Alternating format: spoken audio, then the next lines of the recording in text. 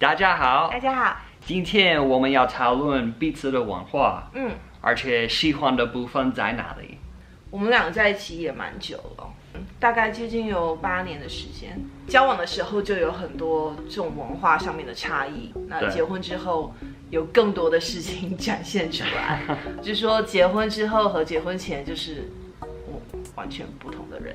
哈哈，你的文化是什么？我的文化是什么？应该要介绍一下。就是中国文化，但是同时又有一点就是可能比较概括一点的亚洲文化。然后我是美国人，所以你的文化是西方文化，就是我从你身上了解到的一些，然后你呢也是去过中国很多很多次了。那我先开始喽。好，第5个我最喜欢的就是美国的男生会更绅士一点 ，more gentleman-like。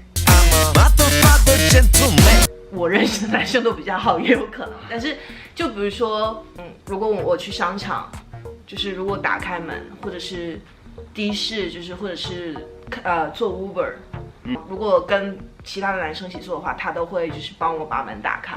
电梯的话都是会，就无论电梯里面有多少人，男生都会留下来让女生先走出去。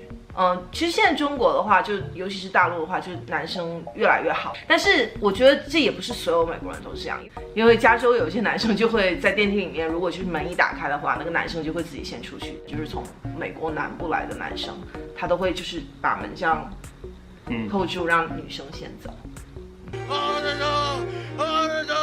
So my number 5 is 拖鞋 house slippers.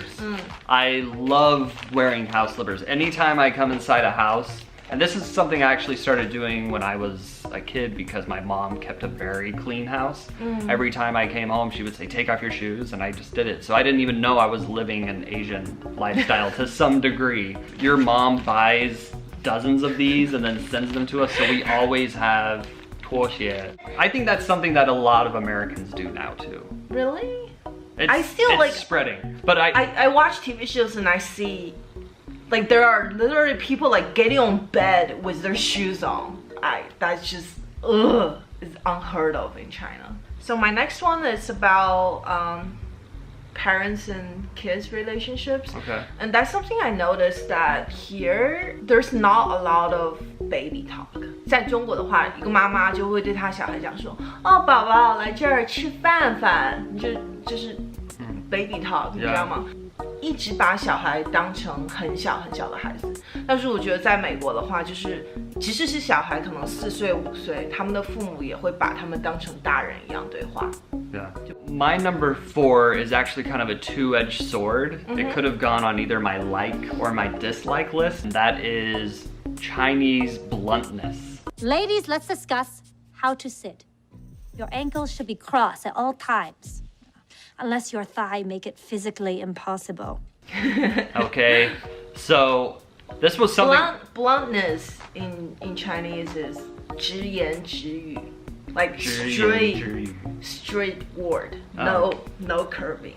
Yeah, so this was something I was actually warned about before I even went to Taiwan. And one of my teachers told me they could potentially just tell you straight to your face that you're fat.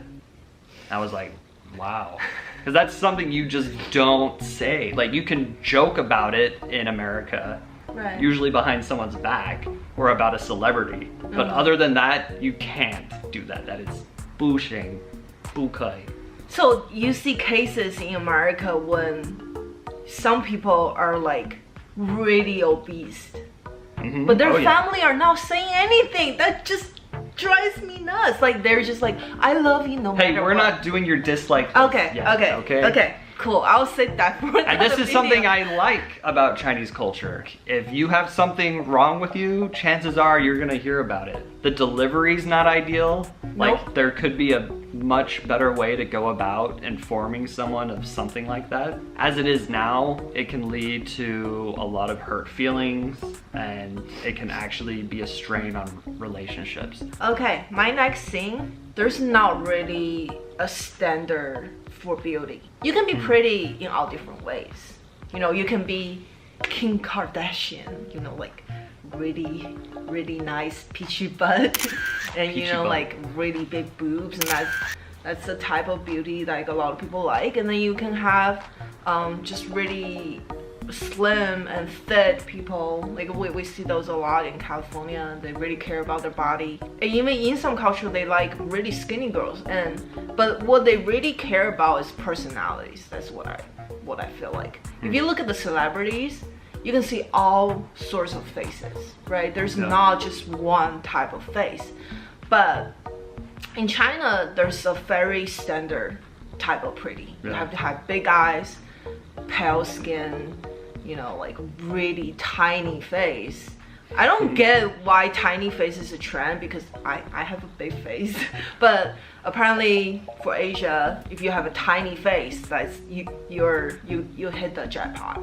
A lot of like the women you see on billboards and advertisements in China, they all have like the same exact body face, type. Same face.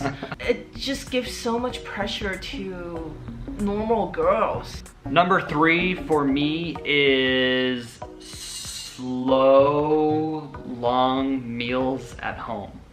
So I'm someone who eats very slowly. I always have. I like taking my time at the dining table, and when I'm dining at the dining table in China, there's no rush at all, because even after the meal's over, usually people sit around the table for an hour, like talking and whatnot. So that usually gives me enough time to finish my meal. And there's just so many dishes on the table. I mean, it's the family style that you sometimes get when you go to a Chinese restaurant in America. That's how they do almost all of their family dinners in China. Eating is the most important thing, I think, for a family. So next thing I have, and I personally benefit a lot from it, and that is there's not much interference from in-laws to a marriage. Maybe it's just because your mom and your dad don't really do that. I feel like this is a very personal one and not something. But I mean, we're talking about our personal experiences. So yeah, but I do want to compare that to like what I'm used to in China though. Because in China, if you marry the other person, you literally marrying their parents in a way. And a lot of decisions are made by not even you and me, it will be by their parents. Yeah. But in here, I mean, your parents are super supportive, and I talk to other couples. Hands off. Hands way off, like they don't even exist. Also because we live in a different state. Yeah, but we talk to them a lot about important decisions that we need to make, and then they're always super respectful. On the other hand, my parents, they would love to make every single decision for us. You're not I feel like your parents are also pretty respectful. Yeah, let us make our own decisions. Yeah, they're respectful compared to other Chinese parents. Oh, yeah, cool. My number 2 is 夜市. Night markets. Yeah. A lot of the best ones are there every single night of the year. The one that immediately comes to my mind is Shilin Night Market in Taipei City. It has every type of Chinese food you could think of, and it is just like a walking eating tour. You can get like these little pieces of steak that are cooked with a blowtorch, the Chinese spring rolls with peanut powder inside. I live for those. One thing I absolutely love is the big skewer of meat that they just have slowly rotating, and they cut off some and make you a little sandwich of it and stuff like that. It's one of the most overwhelming feelings I've ever had, is just walking through a night market, and there's sounds and smells, and you're always shoulder to shoulder with like a bunch of other people. It's just sensory overload is a way to put it. 人山人海. 人山人海. 可以这样子说吗? My number 1, relax. Nothing to worry about high school life. Oh. Yeah, that's... You didn't even benefit from that. No, but I have, you know, I watch so much TV shows, and I know people, and I know you, and the stories that you told me about high school, was like, what kind of high school is that?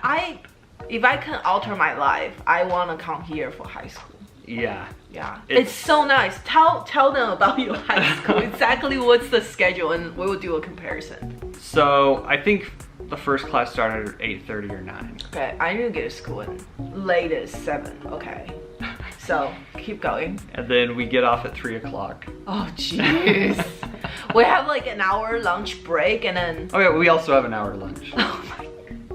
So the actual school time is what, like 5 hours a day? All the Chinese people who are watching this, get out. Yeah, but you also produce some of the best scholars in the world. I guess it's a different thing because in China, we use that time to really know how to study.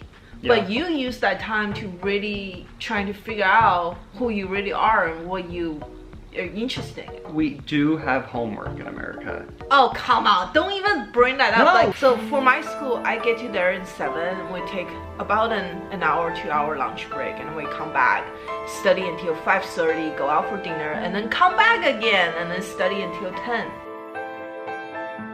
And that lasts from Monday to Friday, and then on Saturday we have special schools that we have to go to. Oh, you know what? We should have 2 kids. One go to China for high school and then one... And see which one ends up more successful. I would put my money on the kid that goes to China. Probably. So my number 1 is, I mean, this is just a big all-encompassing category, and that's just the importance of family.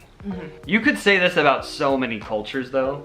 I feel like almost every culture has a emphasis on the importance of family. Yeah. But China definitely does it in their own way. Sometimes you have 3 generations living under one roof. Yeah. Now, I personally wouldn't want that, but I think that's really cool that a lot of Chinese families do that. In My America, grandma lived with us. I mean, we would have my grandparents over a couple times a year for dinner. And that's about it. That's about it. There are some American families that do that have their grandparents living at home, but it's not nearly as common as you find in China. That concludes all the things that I would like. Well, that's not all. There's No, those are our Top top five. 5 things that came to our mind that we like about each other's culture. And I just want to emphasize the fact that this is from our perspectives. totally subjective. Yes. Totally. I want to end this by quoting the late, great Anthony Bourdain, who recently passed away. That was really sad. He was a world traveler, and I loved what he said about China. The one thing I know for sure about China is I will never know China. It's too big, too old, too diverse, too deep. There's simply not enough time.